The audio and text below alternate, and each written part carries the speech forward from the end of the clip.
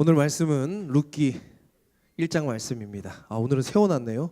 감사합니다. 세워놨어요. 룻기 1장 15절부터 16절 말씀. 김성용 친구가 적은 말씀입니다.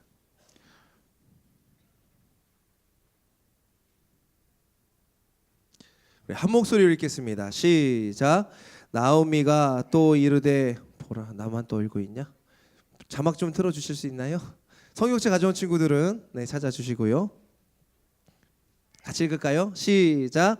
나오미가 또 이르되 보라, 내 동서는 그의 백성과 그의 신들에게로 돌아가나니 너도 너의 동서를 따라 돌아가라 하니, 룻이 이르되 내게 어머니를 떠나며 어머니를 따르지 말고 돌아가라 강권하지 마옵소서.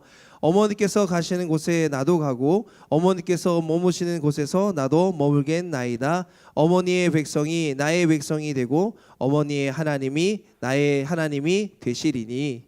아멘. 네, 우리 말씀 들고 선포합시다. 한두 번 해보는 거 아닐 텐데. 성경책 듭시다. 없으면 주보라도 듭시다. 주보도 없으면 두 손 다 들으세요. 네, 이제부터는 주보라도 가지고 다니겠습니다. 네, 좋습니다.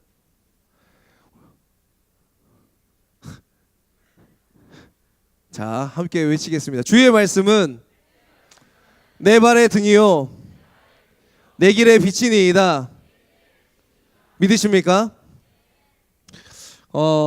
삶을 살면서 나는 저주받은 사람이야, 나는 이런 삶을 살아갈 거야 라고 하는 친구들은, 사람들은 없습니다. 목사님이 청소년 사역을 하면서 느끼는 공통적인 점이 무엇이냐면, 중학생이라면 누구든지 목사님이 하는 이 질문에 대답을 똑같이 한다는 이야기를 생각을 들었어요. 너 혹시 공부 잘하고 싶냐? 라고 물어봤을 때 신기하게도 누구나 다 네 라고 대답하더라고. 이번에 시험 성적 잘 받았으면 좋겠니? 목사님 그런 거 당연한 걸 물어요. 근데 목사님이 신기하게 생각한 건 뭐냐면, 공부를 잘하는 친구들이 또 그렇게 생각을 하겠지만 공부를 못하는 친구들도 그렇게 생각을 한다는 거야. 이게 너무 끔찍한가요? 이게 어떻게 보면 당연한 걸 수 있을 것 같습니다. 하지만 이것보다 더 큰 질문이 있어요. 만약에 너는 행복한 삶을 살고 싶지 않으면 저주받은 삶을 살고 싶니? 옆에 친구한테 한번 물어볼까요? 옆에 친구한테 물어보세요. 넌 행복한 삶을 살고 싶니? 저주받은 삶을 살고 싶니? 자, 내 친구는 저주받은 삶을 살고 싶다. 네, 이 친구 새 친구 교육 받아야 돼요. 네, 없죠. 그런 사람은 없다는 거야. 끔찍한 고통을 당하고 싶어요. 전 저주받은 인생으로 살아가고 싶어요라고 말하는 사람들은 세상에 단 한 명도 없을 것입니다. 그렇습니다. 누구든지 행복한 삶을 살고 싶어요. 평안이 넘치는 삶, 즐거움이 있는 삶, 아둥바둥하기보다는 뭔가 여유 있는 삶을 살고 싶은 게 우리의 모습 아닐까요? PPT 보시면 곰돌이 푸 행복한 일은 매일 있어라고 하는 책이 있어요. 김상혁 집사님 닮지 않았냐? 닮은 것 같은데, 이게 이제 베스트셀러인데 이 책의 맨 겉장에, 혹시 이 책 읽은 친구들 있나요? 네, 이 책 재밌죠. 네, 삶의 여유와 또 좀 내려놓고 다시 한번 생각해보자, 이런 메시지가 담겨져 있는 책인데 베스트셀러예요. 이 책 겉앞편에 무슨 내용이 적혀져 있냐면, 다음 화면, 김상혁 집사님 다음 화면이요. 본인 얼굴이라 너무 좋아하시는 것 같은데, 네, 이렇게 적혀져 있어요. 아직 행복을 기다리고 있을 누구누구에게 이 책을 드립니다라고 적혀 있어요. 그러니까 이 책은 어떤 책이냐면, 행복하고 싶은 사람들이 읽으면 좋겠다라고 하는 그런 책인 것 같습니다. 행복에 대한 동화처럼 보이는 삶에 대한 생각을 정리한 책인데, 얼마나 많은 사람들이 행복에 대해서 생각하는지를 알려주고 있는 것이에요. 물론 그 정도와 깊이의 차이는 있지만 누구나 다 행복한 삶을 살고 싶다라고 하는 생각을 한 번쯤은 해보며 살아가는 게 우리의 인생입니다. 그런데 오늘 본문에 등장하는 여인 둘이 있어요. 근데 이 여인 둘은 누가 봐도 행복한 삶이라고 보여지지 않는 그런 끔찍한 저주받은 인생을 살게 됩니다. 행복을 찾으려고 노력을 많이 했지만, 부단히 했지만, 열심히 했지만 그렇지 못한 그 끔찍한 저주, 아니 끔찍한 저주보다도 더 끔찍한 일이 벌어지고 있는 이런 상황들을 마주하게 돼요.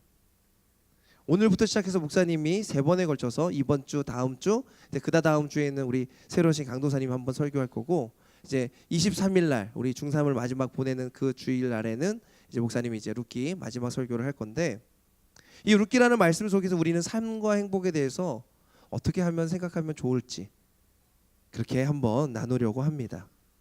다음 화면 넘겨주시겠습니까? 오늘 룻기에 나오는 이 룻기라고 하는 건 사람 이름입니다. 룻이라고 하는 사람 이름인데, 이 룻 전에 룻의 시어머니 나오미 집에 일어난 이상한 일 3가지를 한번 살펴보려고 해요. 오늘 말씀에 등장하지만 이 3가지 일이 벌어집니다. 사사 시대에 흉년이 들고요, 베들레헴에 떡이 없어지고, 엘리멜렉 자기 남편이 이 흉년이 들기 때문에 이사를 가자고 얘기를 합니다.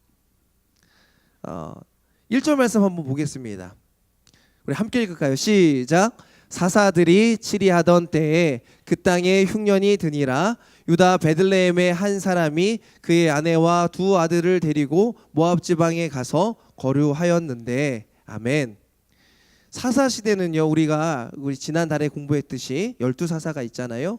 뭐 오세 삼득이 돌려 입삼 입에 앞삼이라고 하는, 목사님이 또 나중에 또 설명할 기회가 있을 거예요. 삼손도 있고 기드온도 있고 삼갈도 있고 드보라도 있고 12사사가 있는데, 그 전화면 다시 한번 보여주시겠습니까? 전화면, 네, 좋습니다. 사사 시대에 흉년이 들었어요. 사사는 이스라엘 백성들이 잘못해서 하나님 한 번만 용서해 주세요라고 이렇게 막 간절히 기도하면 하나님께서 사사를 보내셔서 그래 너희를 구원하겠다. 그리고 나서 나중에 또 악행을 저지르는 거예요. 목사님이 사사기 패턴에서 유턴하라라고 하는 설교 말씀했었는데 기억납니까? 어렴풋이 기억나죠, 그렇죠? 설교를 적는 친구들은 확실히 기억할 거예요. 근데 그 12명의 사사들이 있을 때만 좋은 거야. 이 사사들이 죽어요, 안 죽어요? 죽어요. 돌아가셔요. 돌아가시고 나면 또 나쁜 일이 많이 생겨요. 우상을 섬기고 자기 멋대로 하는 일들이 있다 보니까 그 이민족들에게 침략을 당하게 됩니다. 이 사사 시대에 흉년이 드는 이유도 마찬가지인 것 같아요. 진정한 왕이 없다 보니까, 진정한 이 나라를 다스릴 왕이 없다 보니까 흉년이 들게 되는 것입니다.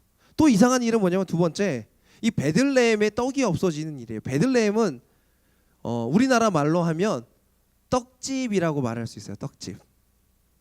부산은 부가 무슨 부죠? 부활부. 산은 무슨 산이죠? 매산자죠, 그렇죠? 그래서 산이 부산에 많이 있어요. 이제 그 전쟁이 터지고 난 다음에 많이 내려오셔가지고 이 지역에 많이 살게 됐는데, 산골짜기 위에도 집을 짓게 되는 게, 왜냐면 평지가 없고 산이 많기 때문에. 근데 부산에 산이 없다면 다 깎아버린 거겠지. 부산에 회가 없다면 말이 됩니까? 부산에 돼지국밥이 없다면 말이 됩니까? 목사님 진짜 깜짝 놀랐는 게, 지금 이제 목사님이 이제 부산에 내려온 지가 이제 1년이 채 안 되는데 좀 있으면 1년이 돼가요. 세레모니를 해야 되고 12월 16일이면 1년이 돼가는데, 처음에 목사님이 첫 신방하는 친구한테 물어봤어요. 너 뭐 먹을래? 그랬더니 그 친구 하는 말이, 목사님 돼지국밥 먹죠. 목사님 너무 충격을 받았어. 너네들 표정은 왜 그게 충격인가라고 하는 표정이지, 그렇지? 목사님이 위에서 있을 때는 돼지국밥을 많이 먹지도 않은 거에다가 중학생들이 돼지국밥을 먹는다, 설렁탕을 먹고 갈비탕을 먹는다고 생각 안 하거든. 거의 주식이 그 패스트푸드 아니면은 뭐 불량식품 아니면 뭐 이런 거 먹는데 아주 건전한 친구들이 많은 거야. 목사님이 너무너무 참 감사하기도 하고, 맨날 떡볶이 치킨만 먹다가 이렇게 먹을 수 있구나, 참 감사했어요. 근데 부산에 돼지국밥이 떨어졌다, 말이 됩니까? 부산에 회가 떨어졌다 하면 말이 됩니까? 그런 이야기야. 베들레헴이 떡집이라는 뜻인데, 방앗간이라는 뜻인데 떡이 없는 거야. 베이커리라고 하는 뜻인데 빵집이라는 뜻인데 이 베들레헴에 뭐 떡이 없어진 거야. 흉년이 들어가지고 먹을 게 없어집니다. 또 하나 있어요. 또 이상한 나오미 집에 일어난 특별한 일. 다음 화면 넘겨주시겠습니까? 뭐가 있냐면 엘리멜렉이라고 하는 사람인데 이 엘리멜렉의 사람의 이름의 뜻은 아마 PPT에 있을 거예요. 네, 하나님은 나의 왕이시다라고 하는 이름의 뜻을 가지고 있어요. 하나님은 나의 왕이시다라고 하는 이름의 뜻을 가지고 있는데 어떻게 하냐면 흉년이 드니까 어려움이 생기니까 이곳에선 더 이상 못 살겠네라고 빨리 판단을 해버리고 짐을 싸서 우리 내가 정들었던 고향 땅을 떠나서 모압 땅으로 가겠습니다. 거기는 좀 먹고 살 만한 것이 있어 보입니다라고 자기의 가산을 다 정리하고 떠나게 됩니다. 그런데 모압 지방은 하나님께서 이스라엘 백성들에게 가지 말라고 한 땅이었어요. 그곳에는 이방 여자들이 이방 여인들이 많기 때문에 또한 그것에 잘못된 우상을 섬기는 일들이 많기 때문에 그것은 절대로 가지 말라고 하나님께서 명령하신 곳이었어요. 그런데 하나님은 나의 왕이시다라고 고백하는 이 엘리멜렉이 하나님이 나의 왕이시다라는 고백이 아니라 최신 문물이 나의 고백입니다. 최신 휴대폰이 최신 게임이 나의 고백입니다라는 그런 생각으로 빨리빨리 갈아타가지고 최대한 빨리 내가 손에 안 입게 해서 모압 땅으로 가버린 것입니다. 세상의 지혜와 술수와 방법이 우선적이었던 것이 바로 엘리멜렉이었던 거예요. 근데 이 나오미와 말론과 기륜을 데리고 떠난 이 여정은 어떻게 끝이 나는지까지는 얘기하지 않겠지만 먼저는 이런 일이 발생합니다. 여러분 안녕히 계십시오. 저는 이곳을 떠나 모압 땅으로 가겠습니다라고 고향을 떠나는 일이 쉬운 결정은 아니었지만 그가 빠른 판단으로 이민을 갑니다. 정착하는 동안 두 아들은 말론과 기륜은 모압 여인을 만나서 결혼을 합니다. 그런데 문제는 모압에 가서 승승장구하고 좋은 일만 생길 줄 알았는데 어떻게 되냐면 나오미의 남편인 엘리멜렉이 먼저 죽습니다. 그리고 10년 사이에 말론과 기륜 두 아들도 다 죽어버려요. 엘리멜렉과 나오미가 결혼해서 말론과 기륜을 낳았는데 나오미와 함께했던 그 남자 3명이 다 죽게 되는 거야. 모압 땅이라는 타지에 가서 다 죽게 되는 거야. 남은 건 누구냐면 말론과 기론과 결혼했던 며느리들만 남았어요. 근데 며느리들이 어디 여인이야? 모압 여인이야. 이스라엘 백성도 아니에요. 모압 여인이에요. 남편이 죽은 것만 해도 큰 불행인데 아들 둘, 자기가 낳은 아들 둘이 낳은 것도 그것만 죽은 것도 큰 끔찍한 불행인데 거기다 남겨진 건 뭐밖에 없어요? 며느리 둘인데 그것도 이방 여인이야. 거기다 또 더 끔찍한 일이 있는 게 이 아침에 미안하다 목사님이 너무 끔찍한 이야기를 해서 성경에 있는 대로만 얘기를 하는 거야. 말론과 기륜이 결혼을 해가지고 자녀를 낳지를 못해요.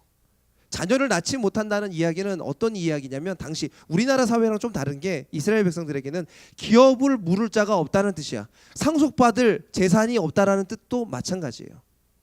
아들이 없으면 딸에게는 상속하지 않거든요. 그래서 아들에게만 상속할 수 있는 권리가 있기 때문에 자녀가 있어야 돼. 자녀가.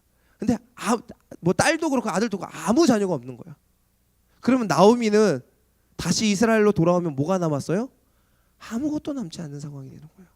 행복하려고 처절히 몸부림쳤던 그의 인생 가운데 그의 인생이 너무너무 끔찍한 일을 당할 수밖에 없었다는 것입니다. 무슨 저주에 걸렸는지 죽음과 아픔으로 어려움이 다가오게 되면 생각하게 되죠. 내가 뭔가 잘못한 게 아닌가? 내가 뭔가 실수한 게 아닌가?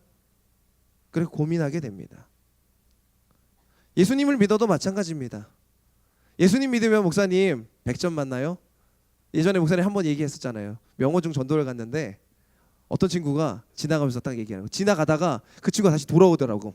목사님 마이쮸 주소 감사한데요. 혹시 교회 나가면 시험 100점 맞습니까? 목사님이 한참 전기에 쏠린 것 같은 피카츄의 그 전기 맞은 것 같은 이런 느낌이었어. 예수님 믿으면 시험 100점 맞습니까? 예수님 믿으면 좋은 대학 갑니까? 그럼 안 갑니까?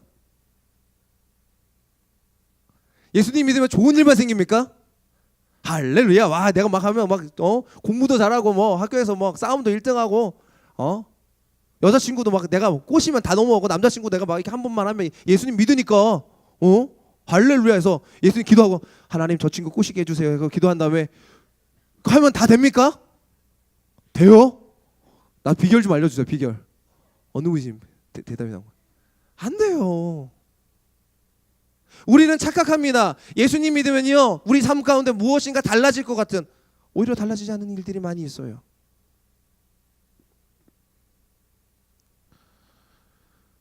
이런 일이 있게 되니 남겨진 가족의 리더, 이제 리더라고 그러기도 부족한 게 며느리 둘하고 나오미밖에 없어. 나오미가 이제 며느리들한테 얘기합니다. 뭐라고 얘기하냐면, 난 여기서 이제 남겨진 것이 없으니 나는 고향으로 돌아갈랜다. 너네들도 너네 앞길을 다 찾아서 가라 라고 했는데, 두 며느리가 어찌된 영문인지 어머니 저희 그렇지 않겠습니다. 어머니 따라갈래요 라고 계속 말합니다.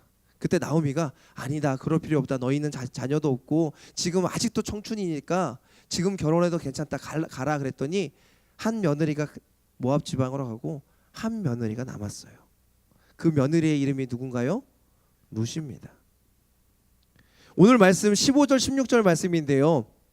한번 읽어볼까요? 다시 한번 시작. 나오미가 또 이르되 보라, 내 동서는 그의 백성과 그의 신들에게로 돌아가나니 너도 너의 동서를 따라 돌아가라 하니, 룻이 이르되 내게 어머니를 떠나며 어머니를 따르지 말고 돌아가라 강권하지 마옵소서. 어머니께서 가시는 곳에 나도 가고 어머니께서 머무르시는 곳에 나도 머물겠나이다. 어머니의 백성이 나의 백성이 되고 어머니의 하나님이 나의 하나님이 되시리니. 아멘. 나오미가 강권했어요. 며느라, 너 나 꼭 안 따라와도 되니까, 난 저주받은 인생이야. 힘들어. 나 혼자 살기도 힘드니까 꼭 안 따라와도 되니까 나 따라오지 말고 모압 지방으로 가라 그랬더니, 룻이 하는 이야기입니다. 계속 거듭내는 이야기에 16절에 이렇게 얘기해요. 어머님, 저한테 강권하지 마옵소서. 저는요 어머님 따라서 끝까지 하나님이라는 분을 섬기며 살아가고 싶어요. 그러면 그럴래? 가도 별거 없는데 그럴래? 그리고 터벅터벅 모압 지방에서 베들레헴으로 돌아오게 됩니다. 도망치듯 모압 지방에서 나와서 남편 잃고 두 아들 잃고 사람들이 물어봅니다. 나오미 아닙니까? 나오미는 기쁨이라는 뜻이 있거든요. 나오미 아닙니까? 그때 나오미가 이렇게 대답합니다. 20절 말씀 21절 말씀. 네. 나오미가 그들에게 이르되 나를 나오미라 부르지 말고 나를 마라라 부르라. 이는 전능자가 나를 심히 괴롭게 하셨음이니라. 내가 나갈 때는 모압 지방으로 나갈 때는 풍족하게 나갔는데 여호와께서 내게 아무것도 안 남게 비어 돌아오게 하셨느니라. 여호와께서 나를 징벌하셨고 전능자가 나를 괴롭게 하셨거늘 너희가 어찌 나를 기쁨이라 즐거움이라 부르냐. 나는 지금 짜증난다. 강아지 짜증이 난다. 이해하죠? 강아지 짜증이 난다. 그러니 강아지 짜증이라고 불러라 라고 얘기한 거예요. 나를 기쁨이라고 부르지 말라. 왜냐? 이상하잖아요. 예를 들어서 우리는 사랑이는 없잖아. 사랑인데 어떤 이름이 사랑인데 사랑하지가 않아. 너무 사랑하지가 않아. 걔한테 사랑이라 부르기가 쉬워요? 안 쉬워요? 사랑 넘치지 않는 사랑아 이렇게 부르잖아. 그치? 부르게 되면 나오미도 너무 즐거움과 기쁨이야. 근데 자기 이름을 들을 때마다 자꾸 멍멍이 짜증이 밖에 생각 안 나거든. 아무것도 남겨지지 않았어요. 남편도 잃었어요. 두 아들도 잃었어요. 남은 거는 모압 여인 하나 데려왔는데 사람들이 다 손가락질합니다. 아이고 쟤는 모압 여인 며느리 봐가지고 아들들은 다 어디 갔대? 아들들은 없고 저 며느리 하나밖에 안 남았네. 에이구 가련하다. 그래서 자기 이름 자체를 바꿔버려요. 개짜증이라고 불러달라고. 이런 말을 하면 되나? 짜증이라 불러달라고. 쓴물, 막 고통스러운, 이게 말하라는 뜻인데 그렇게 불러달라고 합니다. 근데 이 이야기는요 여기서 끝나지 않고 이제부터 시작이 됩니다. 오늘 말씀은요 목사님이 점점점 설명하면서 해피엔딩으로 끝난다는 것을 여러분이 알게 될 거예요. 근데 이거는 신데렐라 이야기나 뭐 미녀와 야수 뭐 이런 이야기랑은 좀 다른 구성을 가지고 있습니다.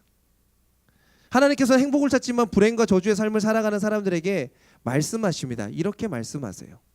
뭐라고 말씀하시냐면 나를 돌아보게 하는 말, 내 인생을 돌아보게 하는 말씀을 하세요. 다음 화면 틀어주시겠습니까? 정호야, 정말 너에게 아무것도 남지 않았니? 라고 말씀하십니다. 하나님께서는 세상을 만드셨어요. 우리를 이곳까지 인도하신 분이십니다. 믿으십니까? 믿으십니까? 그 하나님께서 우리의 인생을 저주와 능력과 아주 비판과 어려움 속에 그냥 처하게 두셨다 라고 보기는 힘들다라는 거예요.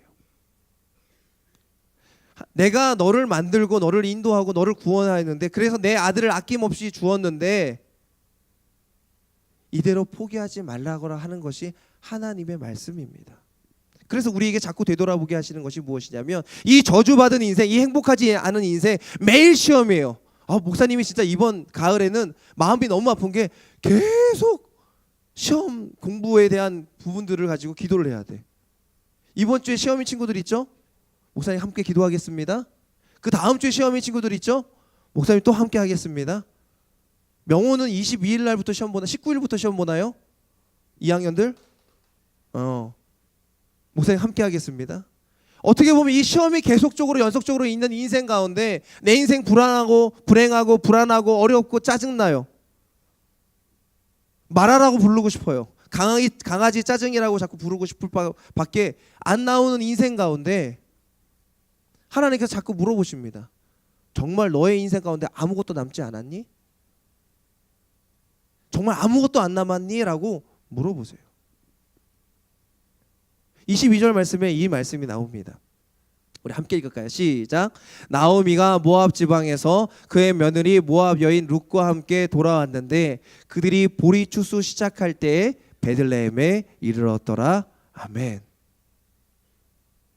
룻이 돌아왔을 때, 룻과 나오미가 돌아왔을 때 그때 어떤 일이 벌어졌냐면, 재원아, 어떤 일이 벌어졌냐면 보리 추수를 하기 시작했어요.